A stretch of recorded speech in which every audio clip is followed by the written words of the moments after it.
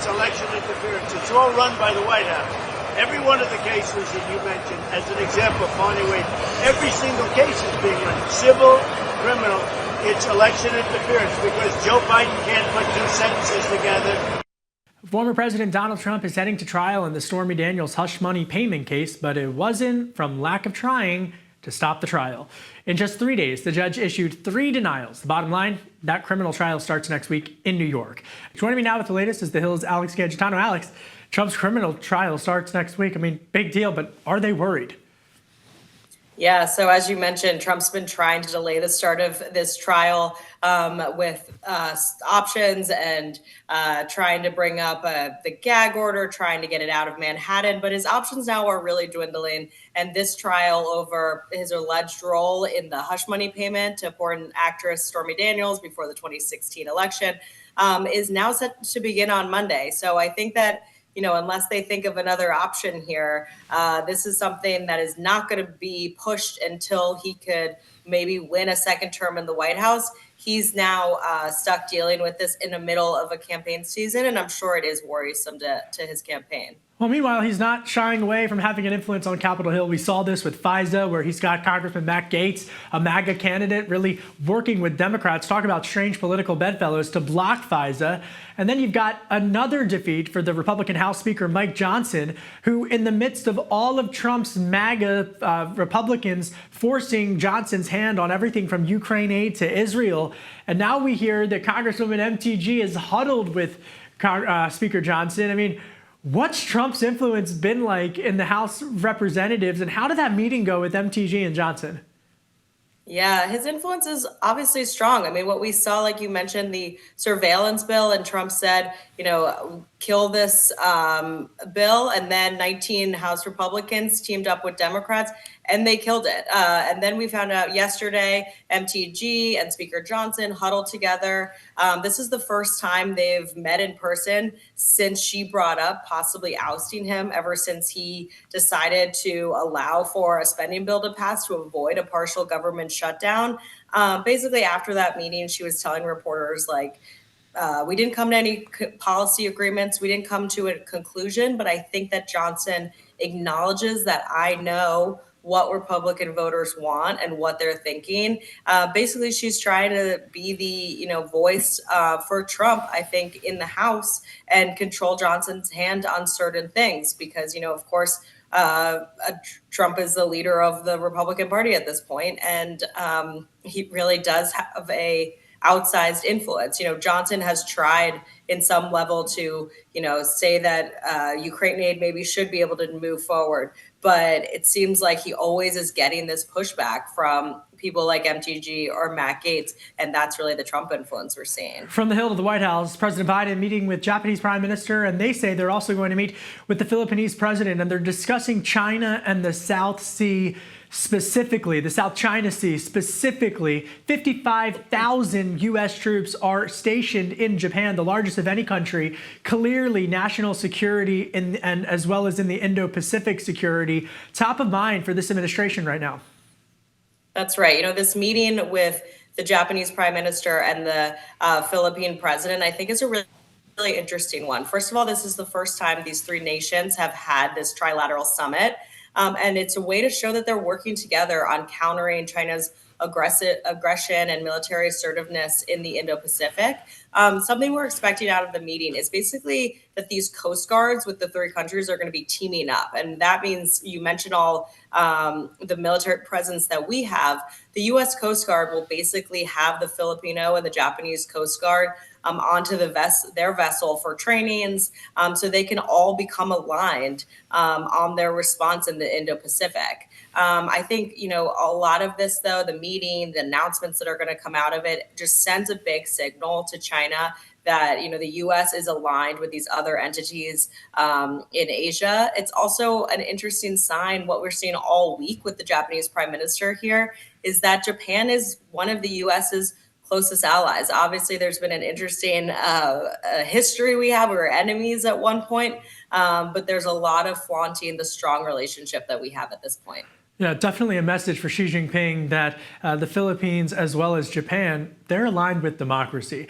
Democrats, meanwhile, they seem puzzled by calls for Supreme Court Justice Sonia Sotomayor to step aside. So walk me through this. The far left is trying to get rid of Sonia Sotomayor from the Supreme Court. Yeah, so we're seeing this from Why? activists, some commentators. So basically, Sonia Sotomayor is 69 years old, but they are used, which in political age, as you know, that's not very old. She's also a trailblazer.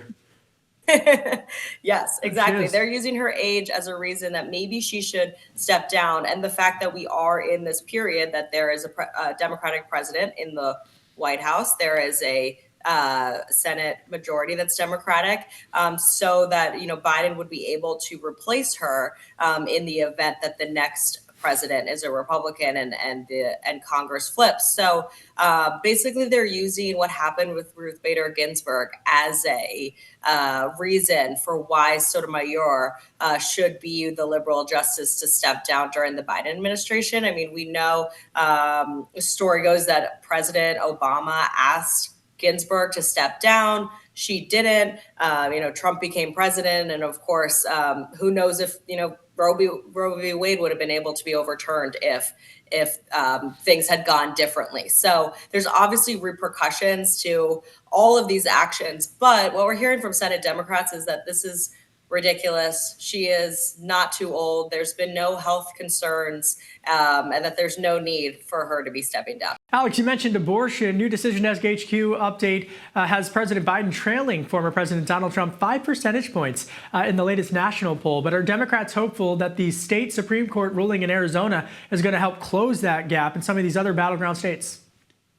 Yeah, well, they're definitely hopeful that this is going to be a political winner for them. We already seen this week the Biden campaign is launching a $1 million ad buy in Arizona just focused on that abortion ruling, and it's going to target young voters, female voters, Latino voters, key demographics to getting the Biden coalition that won him the White House in 2020 back together. And he's been struggling in swing states. He's been narrowing Trump's lead a little bit, gaining some traction on Trump. We've seen more polls come out that show them tied as opposed to Trump slightly ahead. But in these swing states, he really needs to close that gap even more. And a state like Arizona is so critical for him. We saw the president go to all the swing states in March after a State of the Union. We've seen him invest time, money. He's been adding more staff to these states, but he still is behind in some of them. I was looking at the Decision Desk aggregation of polls in these critical states, and in states like Arizona, Georgia, Michigan, and Nevada, Trump is still maintaining his lead. In Pennsylvania, they're slightly tied. And then in Wisconsin, Biden is ahead. So this is still, not exactly where the Biden campaign wants to be at this point. And they're really banking on issues like abortion being top of mind for voters in November, that they end up being a political winner for them on. The Hill's Alex Gangitano. Thanks, Alex. Thank you. OJ Simpson has died following a battle with cancer. The former NFL stars turned actor was famously acquitted on murder charges in connection to the deaths of his ex-wife Nicole Brown Simpson and her friend Ron Goldman. Simpson and his notorious white Bronco were involved in a 45-minute car chase after failing to turn himself in for authorities questioning him, and that was, of course, back in the 1990s. Simpson was found liable in a civil suit brought by Nicole's family and later served nearly 9 years in prison for robbery, kidnapping, and his involvement in a Las Vegas sports memorabilia scheme. Simpson has since served as an infamous symbol of high-profile court cases. He was 76 years old. Israel's foreign minister issued a threat to the country's longtime enemy Iran Wednesday, promising a direct attack on the Islamic Republic if it launches an attack from its territory. It comes after Iran vowed to retaliate in response to an Israeli strike last week on the consulate in Syria. That strike killed at least 12 people, including 2 Iranian generals. Neither side has specified how they would retaliate. In the meantime, Israel continues to wage war on Hamas in Gaza and has had frequent skirmishes with Hezbollah on its border with Lebanon. Both Hamas and Hezbollah are backed by Iran. Abortion is back in the national conversation after the state Supreme Court ruling in Arizona. Joining me now with the latest is Spencer Kimball. He is the executive director of the Emerson College Polling Center. He oversaw recent polling on abortion issues in a battleground state Democrats are hoping to win, Florida. So how are Florida voters reacting to this new law that is set to start? Yes, this new law that restricts abortion access of 6 weeks, and voters right now, they're opposed to it. They think it's too strict. 57% think that. And the question will be, will there be repercussions, obviously, moving forward with the ballot initiative? So when you look specifically at a 15-week abortion ban, what are the polls showing in terms of support for this specific law? Well, on the 15-week ban, the Republicans support it.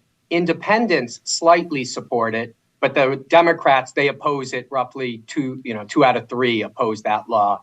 And then we'll start to see it shift away from support as that law drops to the 6 weeks, what they've implementing next month. All right, so this November, there's going to be a ballot measure that's going to appear, and it's supposed to provide a constitutional right to abortion before fetal viability. First of all, is there any insight into how voters are leaning on this? Because it's tough, and you've got a tough job with the polling because a lot of folks don't necessarily even agree with how the questions are framed, and there's so much, this is such a personal conversation for Americans. Yeah, so we're at the really early stages of this issue. It just got ratified to be on the ballot, and now we're going to see a lot of campaign messaging talking about what viability actually means. But what we see in this polling data is that this new law, not the 15-week, but the 6-week law, has come with more restrictions. Folks are more concerned, and there seems to be a little bit of a Republican overreach. And now that we're seeing that, we're looking at this ballot initiative passing, which would actually extend not the 15-week, but maybe up to 24-week access to abortion, which would be contrary to where the Republicans were trying to go with their 6-week ban. Okay, but specifically in terms of whether or not abortion should be a state issue, which is what Trump has said this week, do Americans agree with him? Do independent voters agree with him that abortion should be a state issue or that it should be set by the Supreme Court? Well, voters are split on this. There's not a very clear answer on national polls, but what we can see in the state elections, like in Ohio or in Kansas, is when the issue comes onto the ballot, it's generally passing 60-40. And so we'll see, obviously, in Florida, if this issue comes on the ballot, if it'll hold those same type of measurement. And then to the Democrats' purpose, maybe they can pick up some momentum for their candidates off of this issue. Do you think that an issue like this could actually help Democrats in Florida, which has been going Republican in recent election cycles? Do they actually stand a chance now because of an issue like this? I would say they stand a chance because of this issue. It gives them something to talk about, especially in the Senate race. I don't think on the presidential side, Florida is going to be that competitive. But I do think in the Senate race, the Democrat, DMP, and the Republican Rick Scott, they're on contrary positions. And we're seeing in the polling that race is much tighter than the presidential side. So potentially a surprise pickup for the Democrats on this issue in Florida. And ditto for Senator Sherrod Brown. I know he's hoping that this will be an issue in Ohio as well. Thank you to Spencer Kimball. Thanks, Spencer. Thank you for having me. Japan's prime minister topping off his visit to Washington with a promise to replace 250 of the iconic tidal basin cherry trees. Those trees are being ripped out this summer to repair the crumbling tidal basin seawall. But Prime Minister Kishida said that the 250 trees are meant to mark the United States' 250th anniversary in 2026. The cherry trees, the cherry blossoms, they are currently lining the tidal basin, and they were a gift from Japan. But the first two were planted there back by First Lady Helen Taft all the way back in 1912. And it's a good reminder to take your allergy medicine in Washington, D.C. every time they bloom. That's it for today's Daily Debrief. My name is Kevin Cirilli. Be sure to like, share, and subscribe to The Hill's YouTube channel. And come on back here soon for the intersection between politics and policy.